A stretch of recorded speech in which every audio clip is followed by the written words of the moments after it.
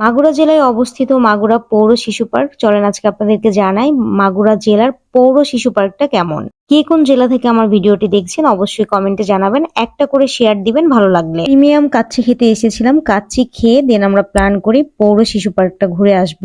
এই তো একটা রিক্সা নিয়ে নিয়েছি, আর রিক্সা ভাড়া পড়েছিল আমাদের মাত্র 20 টাকা করে। 3 জন গিয়েছিলাম 60 টাকা। আপনাদেরকে অবশ্যই বলবো কোথায় এই শিশু পার্কটা অবস্থিত। এই তো দেখতে পাচ্ছেন আমাদের মাগুরা শহরের রাস্তা। ফাইনালি আমি চলেই এসেছি, আর এসে প্রথমেই আমি রিক্সা ভাড়াটা দিয়ে নিচ্ছি, আর তারপর টিকিট কেটে ভিতরে ঢুকে গেলাম। আমি ডিটেলস আরো একটা ভিডিও করব, আপনাদের যা যা জানার এই কমেন্টে কিন্তু জেনে নিতে পারেন।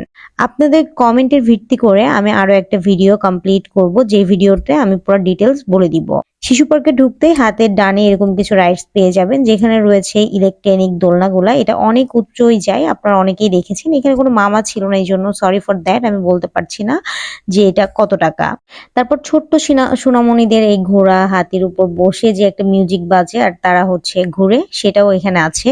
লাল পরি নীল পরি, লাল পরি নীল পরি, সবার সাথে ভাব করি।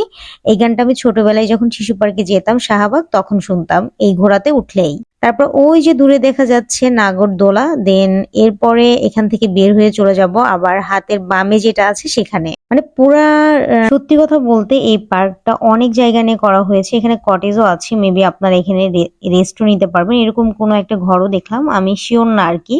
দেন আবার আমি চলে এসেছি এই পাশে। এই পাশে ওই যে একটা রাইডস আছে, যেখানে আপনারা উপরে উঠতে পারবেন নাগরদোলার মতো। দেন এদিকে আরো অনেক কিছু আছে, সবকিছু তার ভিডিওতে দেখানো সম্ভব হচ্ছে না আমার।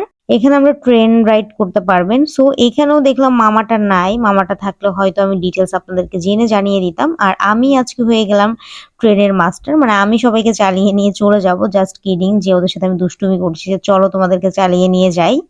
এই তো এখানে যে এই নাগরদোলাটা ছিল, এটা অনেক বেশি সুন্দর লাগছে, ছোট। আর ওই যে সামনে অনেকগুলো পার্কের মতো আছে, সব জায়গায় তো আর আমি যেতে পারছি না। আর এখান থেকে বের হয়ে চলে গেলাম একটা ব্রিজ দেখতে। ব্রিজটা অনেক বেশি সুন্দর, মনে হচ্ছে না ঢাকা জেলে চলে এসেছি, বাট না, এটা কিন্তু মাগুরাতে। ব্রিজ পার হয়েই এপারে চলে আসছি, আর ওপারে দেখতে পাচ্ছেন আরো অনেকগুলো কটেজ আছে, সুন্দর সুন্দর ফুল গাছ আছে, হাজারটা ছবি ক্লিক করতে পারবেন।